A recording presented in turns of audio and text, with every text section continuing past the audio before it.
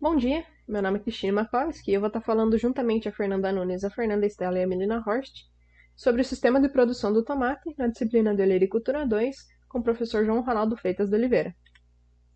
Primeiramente, a gente precisa falar sobre o solo que a gente vai implantar a nossa cultura. Para o tomate, qualquer tipo de solo é recomendado desde que a gente evite presença de pedras e bancos de areia na área, além de topografias muito irregulares. Esses dois motivos se dão pelo uso de mecanização, que é dificultado com a presença dessas coisas no local, e também o desenvolvimento das raízes da planta.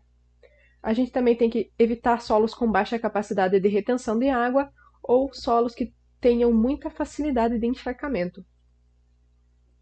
Para a escolha da nossa área, a gente deve escolher uma área que possua boa exposição à luz solar, uma baixa exposição a ventos fortes, evitando assim o tombamento de plantas devido ao vento, e a gente precisa se atentar a áreas que favoreçam um acúmulo de frio e umidade, além de áreas que tenham um cultivo anterior de solanáceas. Esses últimos dois favorecem o aparecimento de doenças na cultura do tomate.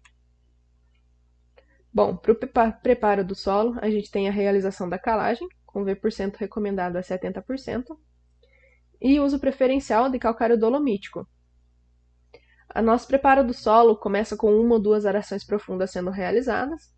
Em seguida, a gente tem a deposição de metade do calcário recomendado para a área, e depois mais uma ou duas gradagens, dependendo da necessidade no local. Logo em seguida, é distribuído o restante do calcário.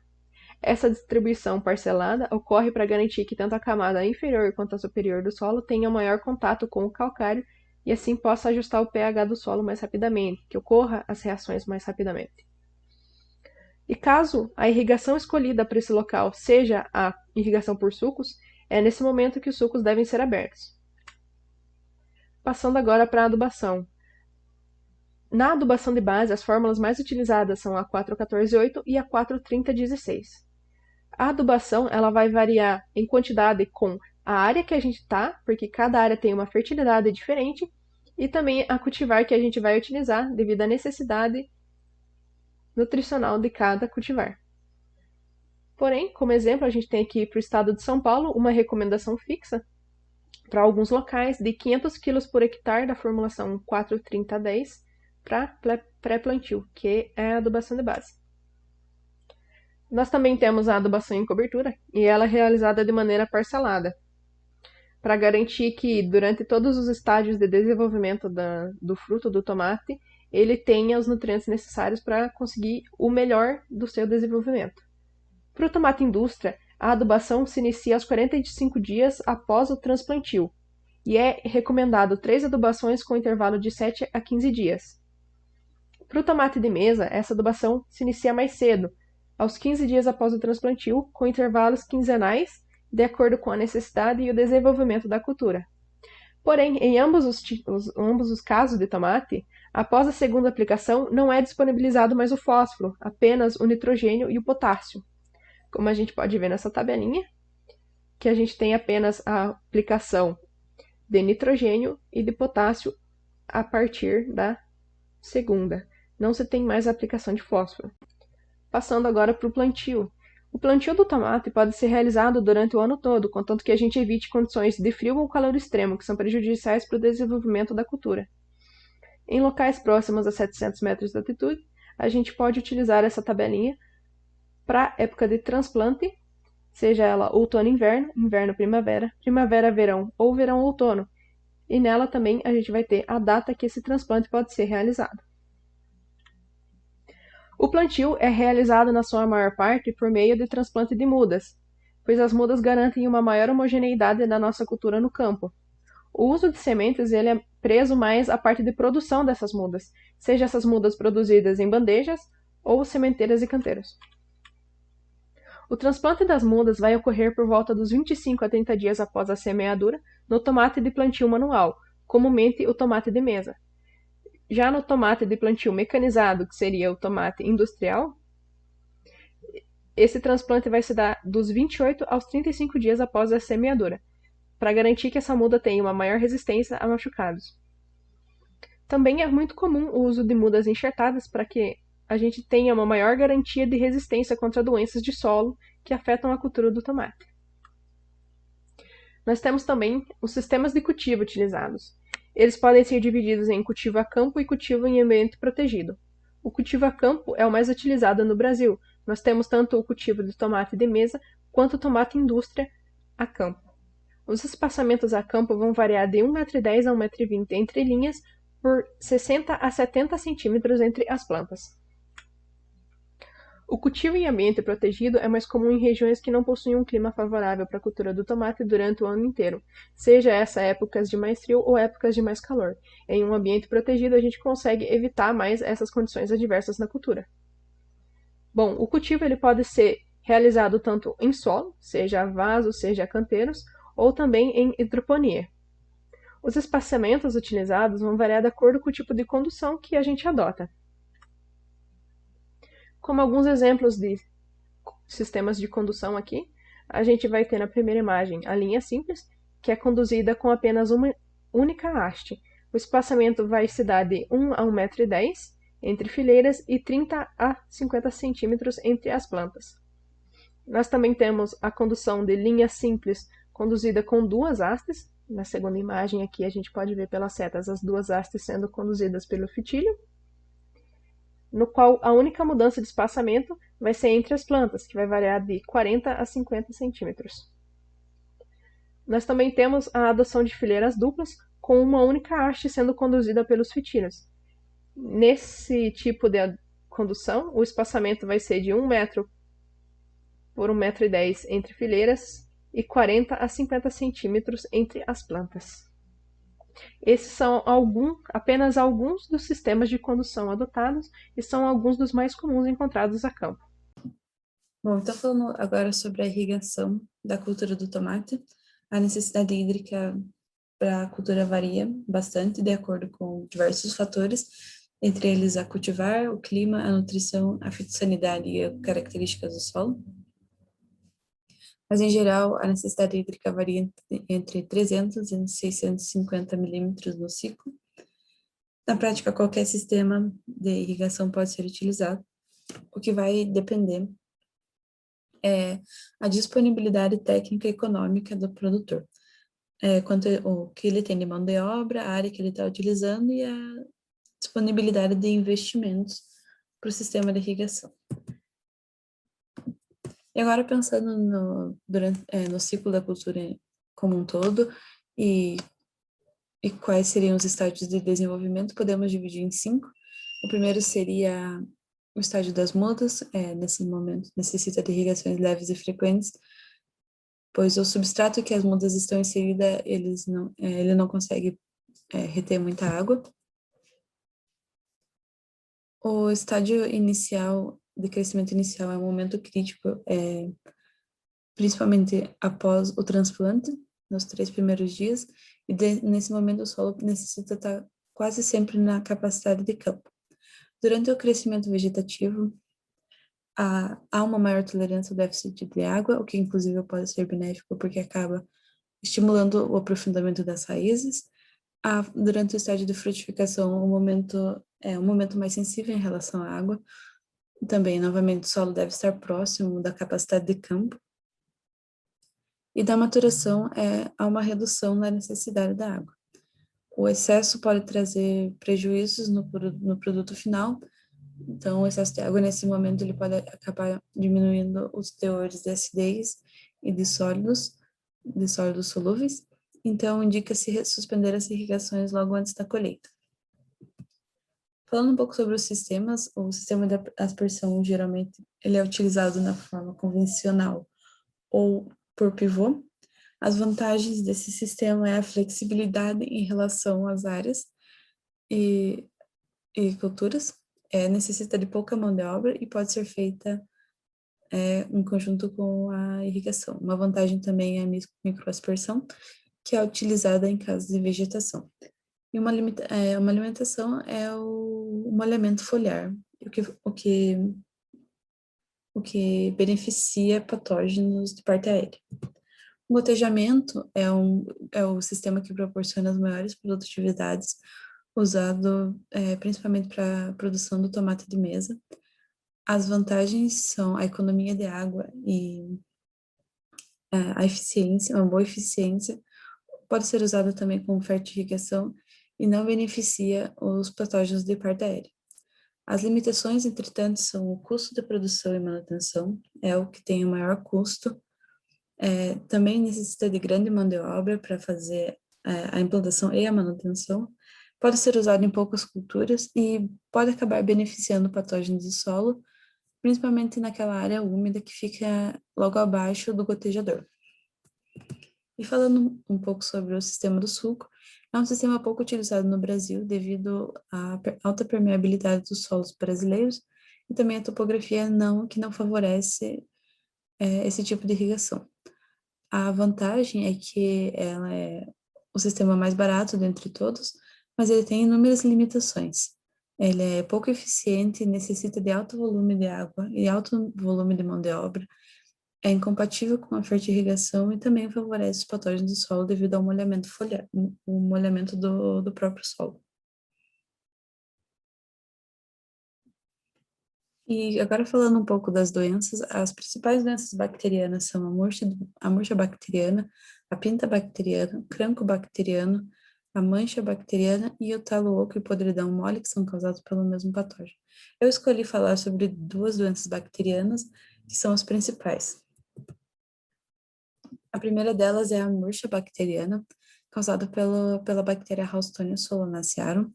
Ela causa a murcha no estágio reprodutivo, de cima para baixo, iniciando na parte de cima até chegar nas raízes, podendo levar à morte da planta.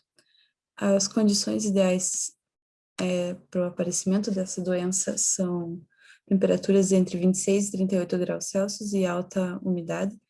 Os sintomas são a descoloração vascular e a exudação de pus bacteriano, que pode ser observado no teste do copo, e o controle é preventivo, evitando que a bactéria entre na área, seja evitando o uso de sementes que já estejam, ou mudas que já estejam doentes, ou a entrada do patógeno por uso de implementos que estejam contaminados. A outra doença que eu escolhi falar é a mancha bacteriana. Essa é causada pela bactéria Xanthomonas campestris patovarves cicatória. Ela é uma doença que causa lesões de seca generalizada nas folhas e pode causar queda das flores. As condições ideais são temperaturas de 25 a 30 graus Celsius e alta umidade, e os sintomas que essa doença causa são manchas marrons profundas e irregulares nos bordos das folhas mais velhas. O controle é igual à doença anterior, ela é um controle preventivo, evitando que a bactéria entre na área. As doenças fúngicas principais são a mancha de alternária, a murcha de fusário, a murcha de verticilo, a murcha de escleródio, a mancha de septória, o oídio e a requeima. E novamente eu escolhi falar sobre as duas principais. A primeira é a mancha de alternária, causada pelo fungo Alternaria solani, também chamada de pinta preta. Ela causa manchas marrons nas hastes e anéis concêntricos nas folhas, o que é um sintoma bastante característico, principalmente nas folhas mais baixas e nas folhas mais velhas. As condições ideais são temperaturas altas e umidade alta. O controle é feito pelo uso de fungicidas, retirando as folhas doentes da planta por variedades resistentes, eliminando as fontes de inóculo e evitar a irrigação por aspersão. E a segunda doença fúngica também bastante importante é a requeima, causada pelo fungo Phytophthora infestans. Essa doença ela causa manchas encharcadas nas folhas e mofo na fase oposta. As lesões causa também lesões secas em caules e podridão dura em frutos. As condições ideais para o aparecimento dessa doença é alta densidade de plantas, temperaturas noturnas amenas e alta umidade. O controle dessa doença é feito pela diminuição das irrigações, por evitar locais frios e úmidos para o plantio, aplicação preventiva de fungicidas. E uma doença virótica que eu escolhi falar, dentre várias que existem, eu escolhi falar a principal, que é a vira cabeça do tomateiro, causada por vírus do gênero Tospovírus. Existem diversas espécies desses vírus. As principais são a TSWV, a TCSV, a GRV e a CSNV. Esses vírus são transmitidos por trips, a Franklinella occidentalis e a Franklinella schuttzii. As condições são estações quentes e secas. Os sintomas, eles variam bastante, mas o sintoma mais característico é a curvatura para baixo da ponteira da planta. O crescimento pode ser interrompido também, devido ao ataque desses vírus. As folhas podem ficar arroxadas, bronzeadas e com anéis concêntricos. Nos frutos podem aparecer estrias, anéis concêntricos e ter tamanho reduzido e deformados. O controle é feito com o controle das TRIPs, cultivares resistentes, e destruindo os restos culturais para que o vírus não permaneça na área. Boa tarde, meu nome é Milena e vou dar continuidade ao trabalho falando sobre as pragas. Começando pela TRIPS, Franklinella spp e TRIPS spp, pertencentes à família Trípide. Elas vão alocar-se na face inferior das folhas, dentro das inflorescências e nos ponteiros dentro das folhas dobradas. Possuem um aparelho bucal modificado, em forma de cone, contendo estilídeos que fazem a raspagem e perfuram os tecidos das plantas, com o intuito de sugar a seiva extravasada dessa planta. Eles são transmissores de virose vira-cabeça do tomateiro. Nos locais onde eles fazem a perfuração do tecido, formam-se áreas descoradas que irão necrosar devido à morte dos tecidos. Uma vez a planta infectada, ela acaba transmitindo para as demais.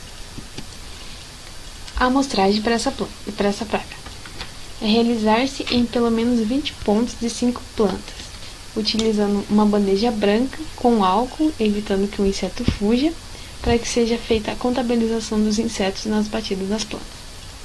O nível de controle para essa praga é a presença de pelo menos um adulto por ponteiro. Os controles indicados é utilizar cultivares resistentes, além da utilização de produtos químicos como carbomatos sistêmicos. Aqui temos uma foto do TRIPS e o dano que causa no tomateiro. Pulgões: Myzus persicae e Macrociphum euphorbi. São insetos de tamanho pequeno, vivem sobre as folhas e brotos novos das plantas, apresentam um aparelho bucal do tipo sugador, retiram a seiva da planta, o que vai ocasionar na transmissão de vírus, como o vírus do toco amarelo ou o vírus do mosaico comum, o que torna essa praga muito importante para a cultura. A amostragem também vai ser feita a contabilização com bandeja branca com álcool, realizarem pelo menos 20 pontos de 5 plantas, e o nível de controle fica com um inseto por planta ou ponteiro. O controle químico indicado é o tiamectosan e acetamiprid. Aqui uma foto dos pulgões. As moscas brancas, Bemisia tabaci, são insetos pequenos que habitam a face inferior das folhas. Possuem um aparelho bucal do tipo sugador, o qual retiram a fumagina, que seria o conteúdo celular, das folhas e partes vegetais. O que torna responsável pela transmissão de viroses, como o mosaico dourado. O mosaico dourado ele vai afetar a fotossíntese e o amadurecimento das plantas, além de deixar as folhas com coloração brilhante e em formato de mosaico. A amostragem para essa praga é avaliar pelo menos 20 pontos em 5 plantas e o nível de controle é de um inseto por planta. O controle químico indicado é com acetamiprid. A mosca minadora, Lidiomysia spp, ela mede cerca de 3 mm de comprimento. O estágio larval é a fase em que causa danos. Possui um aparelho bucal do tipo mastigador, alimentando-se do tecido das folhas, formando galerias, o que prejudica a fotossíntese e serve de entrada para doenças na cultura. A amostragem para essa praga é de avaliar pelo menos 20 pontos em 5 plantas diferentes. Seu nível de controle é de 20% das plantas observadas. O controle químico indicado é espinosina e ciromazina. Temos uma foto dele adulto e as galerias que provocam na cultura. A broca grande, Helicoverpa zeia, ela faz a postura furando o fruto de fora para dentro, formando buracos grandes no local onde está alocado, sendo facilmente visíveis, tornando o fruto impróprio para a alimentação. Temos também a broca pequena, Neolicinoides elegantalis, que faz a postura na base quando os frutos estão pequenos. Eles vão crescer no interior do fruto, alimentando-se da polpa existente, causando grandes danos, principalmente quando completa seu ciclo e sai do fruto. A amostragem é de 20 pontos e 5 plantas, com nível de controle para a broca pequena de 5% dos frutos que apresentam sinais de entrada da broca ou 1% dos frutos com sinais de saída da praga. Controle químico para a broca pequena são produtos seletivos, como a deltamitrina. Para a broca grande, são 4 ovos em 100 folhas ou 1% dos frutos danificados. Controle químico, recomenda-se piretroides e outros produtos seletivos que não vai matar os inimigos naturais dessa praga. Aqui temos uma foto da broca grande, depois de sair do fruto, e da broca pequena. Agora falando um pouco sobre os tratos culturais, vou citar os principais, como a amontoa, que é o processo que consiste no revolvimento do solo até o colo, no pé da planta, com o intuito de aumentar o sistema radicular e a capacidade de absorver nutrientes para as plantas. Recomenda-se realizar de 15 a 20 dias após o transplantio das mudas e após a primeira adubação em cobertura. Outra prática é o amarrio, que consiste, como o nome diz, amarrar a planta do tomate, garantindo uma proteção durante todo o seu crescimento. As plantas se mantêm em pé. São realizados de 5 amarrios até o topo da planta, utilizando como fita ou fitilho de polietileno. A desbroça consiste na eliminação dos brotos laterais das axilas de cada folha, quando esses estão com 2 a 5 centímetros, reduzindo o número de ramos na planta e a competitividade. A poda das folhas e raleiros do fruto. A poda da folha é recomendada para melhorar a ventilação das plantas, para aumentar a eficiência fotossintética e reduzir os riscos de incidência de pragas e doenças.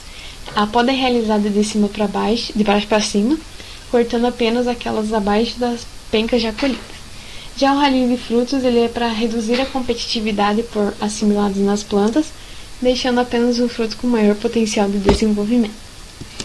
O tutoramento é uma das mais importantes, pois ele assegura a maior qualidade dos frutos para um consumo in natura. Ele evita problemas diretos e indiretos, além de permitir uma maior aeração, uma menor incidência de problemas causados por doenças e pragas e uma maior facilidade no controle fitossanitário, além de evitar o pisoteio dos frutos. Ele possui diversos tipos, que eu vou dar 3 exemplos, que é o tipo cerca cruzada, o tipo estacas individuais vertical e o tipo meia estaca para cultivares de crescimento determinado. Eu vou falar um pouco sobre a colheita do tomate. Bom, para o tomate de mesa são realizadas diversas colheitas, numa média de 6 colheitas. O tomate, por ser um fruto climatérico, isso acaba tendo influência no seu tempo de colheita, ou seja, após colhida ele continua o seu processo de amadurecimento. A colheita pode ser tanto manual quanto mecânica. Ela deve ser realizada no período mais fresco do dia, para evitar assim a desidratação do fruto, perca de qualidade principalmente. O enleiramento, que é o penteamento da lavoura, ele deve ser feito também tanto na colheita manual quanto mecânica e consiste em chegar as ramas do tomateiro para a linha do cultivo. Em média, um funcionário tende a colher cerca de 70 kg de tomate por dia. No geral, o tomate colhido manualmente tem uma qualidade um tanto quanto superior ao tomate colhido mecanicamente. Atualmente, despontam-se na colheita mecanizada de tomate no Brasil 2 máquinas colhedoras, a Sanden e a Guarese. Isso que o tomate colhido manualmente tem uma maior qualidade que o mecanicamente, devido que durante o processo mecânico de colheita, o tomate acaba batendo muito, tanto um fruto no outro, quanto nas paredes da máquina ou até do caminhão, isso acaba causando alguns danos. Bom, a colheita manual, ela tende a ser feita preferencialmente nas horas frescas do dia, período da manhã ou final de tarde. A colheita manual é realizada quando de 70% a 80% dos frutos estão maduros e pode ocorrer uma segunda colheita, porém deve-se avaliar os benefícios. No caso, os custos-benefícios. Se a quantidade de tomate que vai ser colhida vai conseguir pagar a mão de obra que será necessária. Já a colheita mecanizada, a maior parte do Brasil é assim, ocorre uma redução de mão de obra, tendo uma média de trabalhadores de 3 a 5 pessoas para a operação de máquinas e colhe-se cerca de 10 a 20 caminhões em boas condições. Já a comercialização, ela faz parte da lista de culturas amparadas pelo Programa de Preços Garantidos da Agricultura Familiar. Sendo assim, os preços coletados pela Conab ao longo da colheita, claro que para além de realizar um acompanhamento das cotações se manterem atualizadas, isso gera uma informação para atender ao próprio programa, no qual acaba por conceder um bônus que é em forma de desconto ao produtor familiar. Problemas climáticos também podem causar oscilações na oferta, uma vez que chuvas em excesso aumentam a pressão de doenças e podem reduzir a qualidade e quantidade de frutos, resultando no aumento do preço. De acordo com os dados da FAO, o Brasil ocupa a 9ª posição na produção de tomate no nível mundial, com 2,5%. Entre os principais estados produtores de tomate para o consumo in natura estão São Paulo, Minas Gerais, Goiás, Bahia, Paraná e Santa Catarina. O principal tomate comercializado no Brasil, isso para consumo in natura, é o salada longa vida e ele vem seguido pelo italiano e pelo cerejo, que no caso é o mini tomate. Estima-se que o tomate seja a hortaliça que o segundo ocupa a posição mundial em área cultivada e a primeira em volume industrializado. Aqui, para ficar um pouco mais fácil a visualização, os principais países produtores de tomate no ano de 2016, e a China é que possui a maior área de produção, o Brasil ali em 9º lugar com 63.980 hectares. Aqui um pouco sobre a exportação de tomates frescos ou refrigerados no ano de 2017, tendo um destaque maior para o México. O Brasil é responsável apenas por 0,10% na participação desse processo. Agora vou falar um pouco sobre essa tabela, que apresenta os preços coletados diariamente pelo Hortifruti da CPEA da Exalc, e ela contém os valores médios recebidos por produtores e atacadistas, aqui no caso no mês de abril. Aqui no caso o produto tomate italiano atacado, na região de Campinas, uma caixa de 20 quilos, teve uma variação em questão de 5 dias, ele chegou a subir e descer, o preço oscila bastante, como dito anteriormente, porque as condições ambientais têm bastante influência.